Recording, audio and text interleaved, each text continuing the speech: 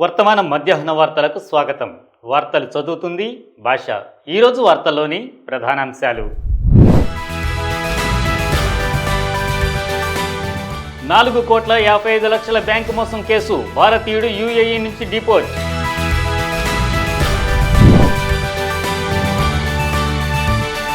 Operation Muskan, 7,000కు పైగా పిల్లలను రక్షించిన అధికారులు.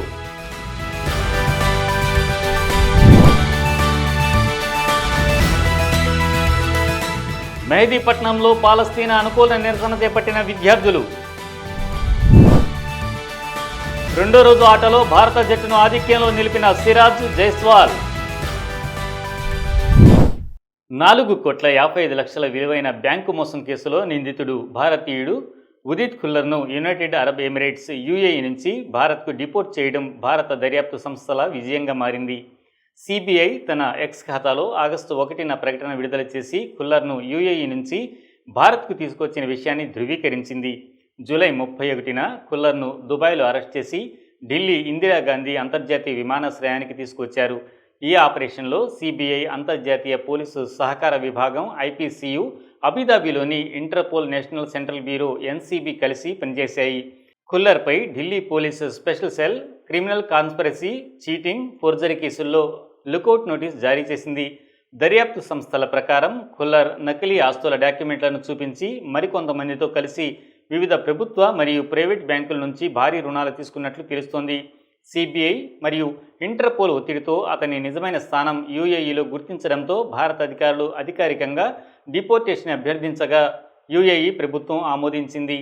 ఈ కేసు సిబిఐ చేపట్టిన ఆర్థిక నేరస్తులను వెనక్కి తెచ్చే ఆపరేషన్లో తాజా విజయంగా నిలిచింది. ఇటీవల కాలంలో భారత్, యూఏఈ మధ్య సహకారం మరింత బలపడుతోంది. ఇటీవల యూఏఈ నుంచి డిపోర్ట్ అయిన ఇతర ప్రముఖ నిందితులు తహైరాజ్ సలీం డోలా 252 కోట్ల విలువైన మానసిక ఉత్సాహం ఇచ్చే సింథటిక్ డ్రగ్స్ కేసులో ప్రధాన నిందితుడు. జూన్ 14, 2025న యూఏఈ నుంచి భారతదేశానికి డిపోర్ట్ అయ్యాడు.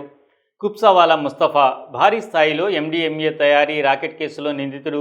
2024 చివరిలో రెడ్ కార్నర్ నోటీస్ జారీ చేయగా జూలై 11, 2025న భారత్కు తీసుకొచ్చారు. ఉపవన్ పవన్ జైన్ గుజరాత్లో 3,66,00,000 రుణమోసం కేసులో నిందితుడు. జూన్ 2025లో యూఏఈలో పట్టుబడి భారత్కు డిపోర్ట్ చేయబడ్డాడు. మోయిద్ నబ్బా ఉమ్మర్ బేరీ నకిలీ భారత కరెన్సీ నోట్లు స్మగ్లింగ్ కేసులో నిందితుడు. దశాబ్ద కాలంగా పరారీలో ఉండగా జూన్ 20, 2025న భారత్కు తీసుకొచ్చారు.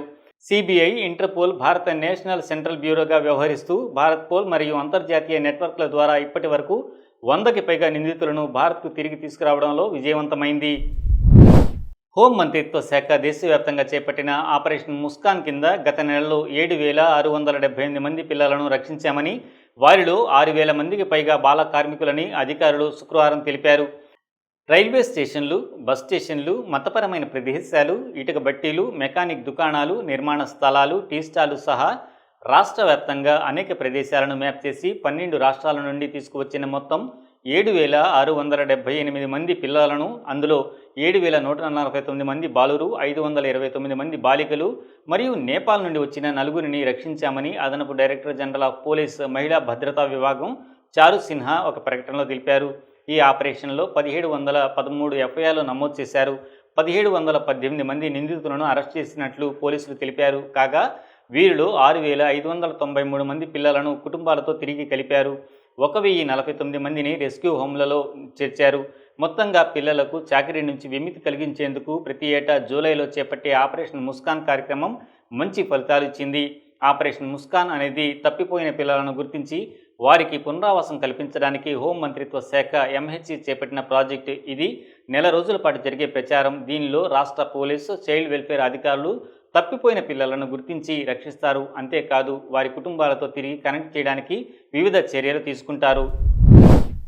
హైదరాబాద్ మెహదీపట్నం ప్రాంతంలోని మస్జిద్-ఏ అజీజియాలో నిన్న student Islamic organisation of India SIO పాలస్తీనా అనుకూల నిరసనను నిర్వహించింది. పాలస్తీనా పౌరులను, ప్రధానంగా పిల్లలను, శిశువులను ఉద్దేశపూర్వకంగా ఆకలితో అలమటించేలా చేస్తున్న ఇజ్రాయెల్ వైఖరిని ఖండిస్తూ విద్యార్థులు నినాదాలు చేశారు. దీనిని తీవ్రమైన మానవతా అన్యాయంగా అభివర్ణించారు. తక్షణ అంతర్జాతీయ జోక్యాన్ని కోరారు. ఇజ్రాయెల్తో సంబంధాలున్నాయనే ఆరోపణలపై వివిధ వాణిజ్య దుకాణాలలో జరిగిన అనేక పాలస్తీనా అనుకూల నిరసనలకు హైదరాబాద్ ఇటీవల సాక్ష్యంగా ఉంది.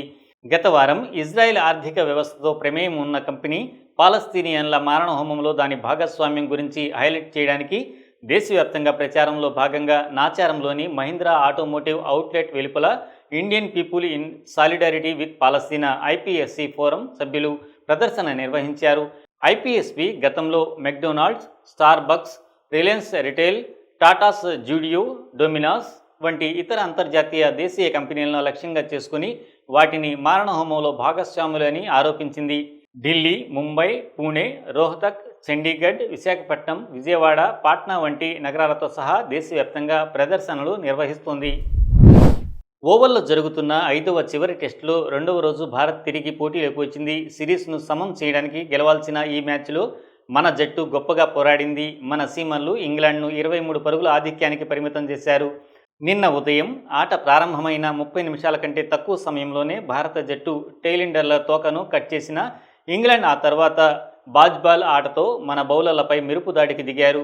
ఓపెనర్లు జాక్ రాలే, బెన్ డకెట్ 12 ఓవర్లలో 92 పరుగులతో దూసుకెళ్లారు. అయితే మన సీమర్లు ఇంగ్లాండ్ జట్టును 247 స్కోర్కే పరిమితం చేశారు. ఆ తర్వాత రెండో ఇన్నింగ్స్ ప్రారంభించిన మన ఓపెనర్ యశస్వి జైస్వాల్ చివరికి 90 నిమిషాల్లో వేగంగా స్కోర్ చేశాడు. 51 పరుగులతో అజేయంగా నిలిచాడు. భారతదేశం 75/2తో రెండో రోజు ఆటను ముగించింది. ప్రస్తుతానికి 52 పరుగులు ఆధిక్యంలో ఉంది. 8 వికెట్లు చేతులు ఉన్నాయి. ఈ రోజంతా నిలిస్తే మనం ఇంగ్లాండ్ను ఓడించే అవకాశాలు లేకపోలేదు. దీంతో సిరీస్ను డ్రా చేసుకోవచ్చు.